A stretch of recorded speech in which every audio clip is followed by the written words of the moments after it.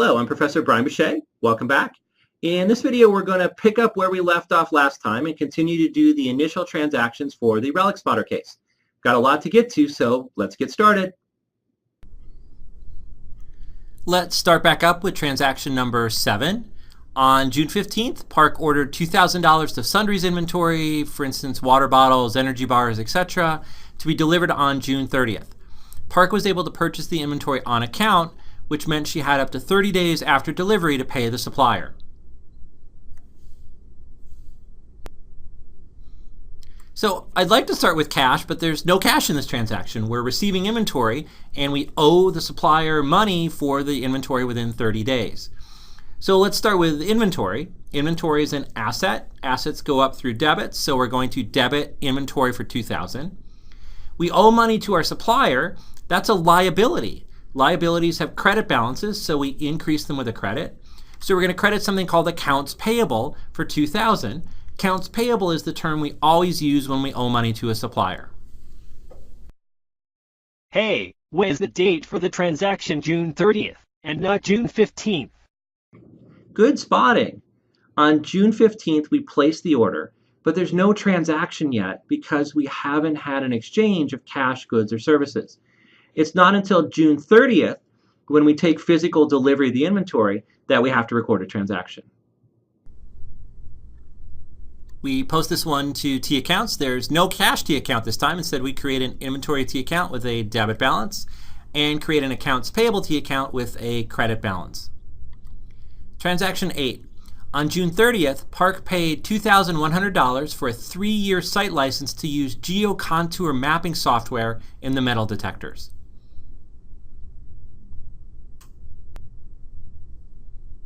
For the journal entry, we're back to paying cash. So we'll start with cash. Cash is an asset. Cash is going down. We make assets go down with credit. So we credit cash for $2,100. Now what are we getting? What's the debit? So the debit here is that we're getting software. Now I never knew that metal detectors ran on geocontouring mapping software, but I guess they apparently do. Anyway, software is going to be an asset because it's something that we can use to run the metal detectors over 3 years. Assets go up with debit, so we debit an asset called software for $2,100. Excuse me, I hate to sound like a broken phonograph record, but why is this an asset and not an expense? Don't feel bad for asking the question. One of the trickier things to pick up in accounting is when you spend money, do you recognize an asset or do you recognize an expense?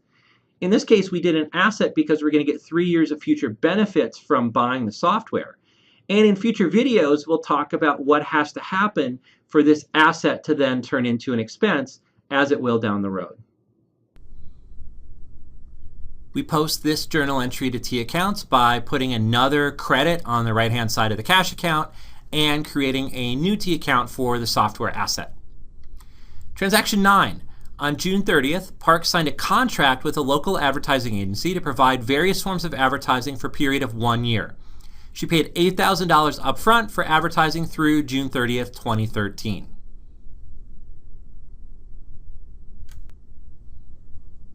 For this journal entry, we are paying $8,000 of cash.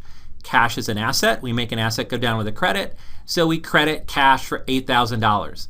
And by this point, you should be able to credit cash in your sleep because we've done it so often. Every time we pay cash, it's a credit to the cash account. Now we need a debit, so what are we getting for this cash? Well, we're getting a year's worth of advertising without having to pay any additional cash. That's an asset. So we're going to create an asset called prepaid advertising. And since it's an asset, we increase it with a debit. So we debit prepaid advertising, $8,000. Do we also get to record the value that this advertising will create as an asset? I mean, this advertising could bring in extra $100,000 to the bottom line. Sounds like an asset to me. It's important to note that the asset here only represents the cost of the advertising that's been prepaid. It doesn't represent any of the potential value that the advertising could bring us in the future. We don't record that value as an asset because the benefits cannot be measured with a reasonable degree of certainty.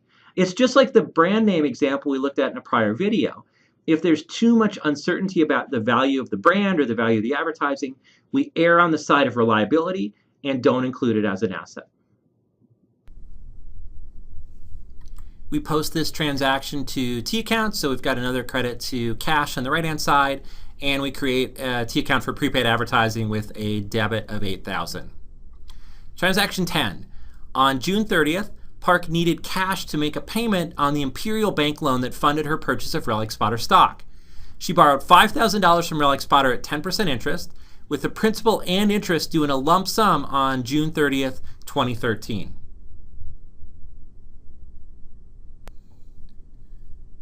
This transaction looks complicated, but let's just start with what we know. So what we know is that Relic Spotter paid $5,000 cash to Rebecca Park. We're paying cash.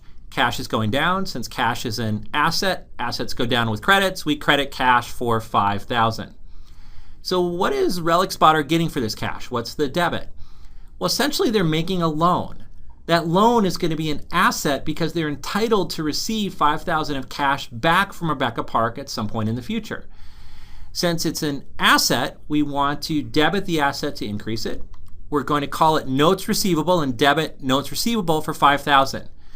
Note that we call it notes receivable and not accounts receivable. Accounts receivable is only used for customers, when customers owe us money. If an employee owes us money for a loan, we're going to call it a notes receivable.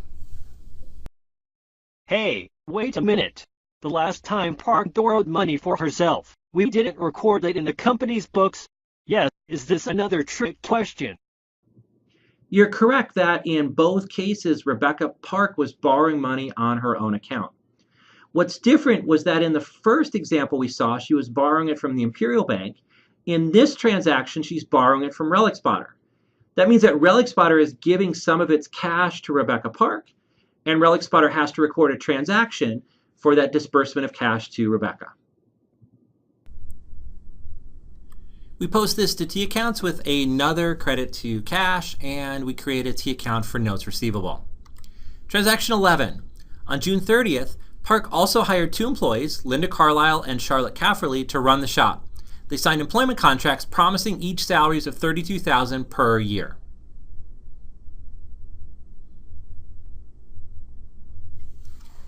So the journal entry here, well, let's stop and think for a minute. Is there actually a journal entry needed? Has there been a transaction? We haven't paid any cash yet to these 2 employees. They haven't done any work for us yet. All that's happened is they've signed a contract, but that's the kind of promise that we don't account for. So there's going to be no journal entry. There's no journal entry for this employment contract because they haven't worked for us yet. We haven't paid cash yet. And so we don't consider this a transaction. We don't account for this type of promise. So here's your trick question. Where I come from, when you promise something, it becomes an ironclad obligation. So, wasn't this a liability? I'm sorry to cause so much stress, but we did talk about this in the liability video. Remember, one of the criteria for recording a liability is the obligation has to be based on some benefits received currently or in the past. We haven't received any benefits from these employees yet because they haven't worked for us. In fact, they could quit tomorrow and we wouldn't owe them anything. So it's not until they work for us without being paid that we would record a liability. Since there's no journal entry, there's nothing for us to post, so let's go on to transaction 12. On June 30th, Gerard called from Saint-Tropez to check in on the business. Upon hearing that Relic Spotter only had $47,000 of cash left in the bank, Gerard became concerned about his investment. Now there's more to this transaction, but I want to cut in here for a second to show you how we could figure out how much cash Relic Spotter has in the bank. If we bring up the cash T account, at this point we could draw a line, add up the debits, add up the credits, subtract the credits from the debits, and we'd have a balance of $47,000. So at any point you can draw a line and figure out a balance, and at this point we have $47,000 in the cash account. Okay, back to the rest of the transaction. Thinking fast, Park stated she was so confident of Relic Spotter's prospects that she was declaring a 10-cent per share dividend to be paid on August 31st. So that's $25,000. This dividend seemed to reassure Gerard.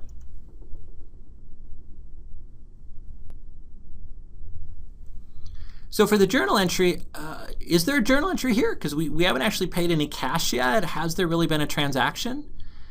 Well, as we talked about in a prior video, the custom is that when a company declares a dividend, you make a journal entry at that point, even though the cash will be paid later. So on June 30th, we need to reduce stockholders' equity, reduce retained earnings to recognize the dividend. Reduce stockholders' equity, a credit account with a debit entry. So we're going to debit retained earnings for $2,500 to take out the dividend. The other side of this is that, as we talked about in a prior video, once you declare a dividend, essentially you're holding the cash that belongs to the owners until you write the checks. So we have this obligation to write those checks and deliver the cash. That obligation is a liability called dividends payable. We make liabilities go up with a credit, so we're going to credit dividends payable for $2,500. Whoa!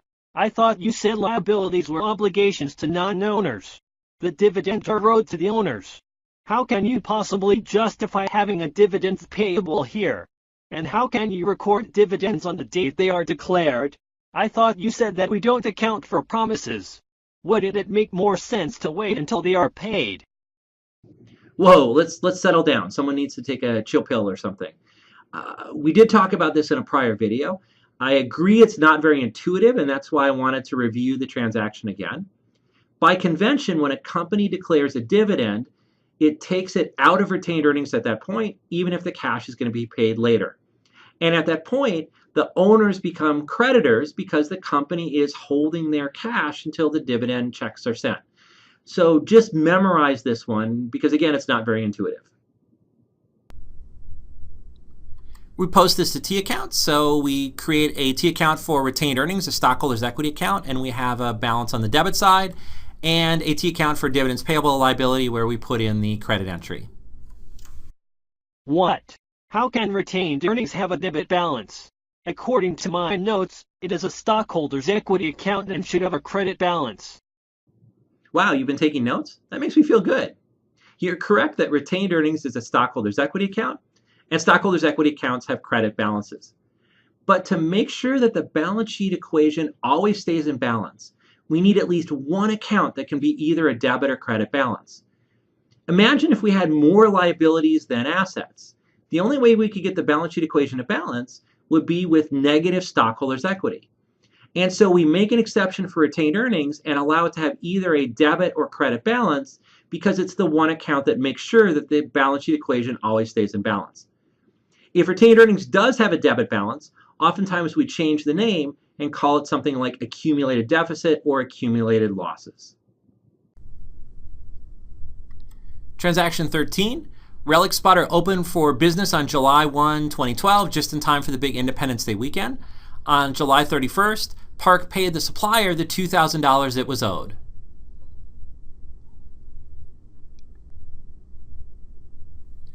For this journal entry, we're paying $2,000 cash. Anytime we pay cash, we credit it, so we credit cash $2,000. The debit here is that we're paying what we owe the supplier. What we owe the supplier is an accounts payable, which is a liability. So if we're paying the supplier, the liability is going to go down, and we make liabilities go down through a debit. So we debit accounts payable for $2,000, which reduces the obligation by $2,000. I think we actually understand this one. Go on. We post this to T accounts. There's another credit entry on the right-hand side of the cash T account and a debit to accounts payable. And notice at this point, the balance in accounts payable would be 0, which makes sense because we don't owe our supplier any money anymore. We've fully paid off the liability. Transaction 14. On August 31st, Park paid the $2,500 dividend that had been declared in June.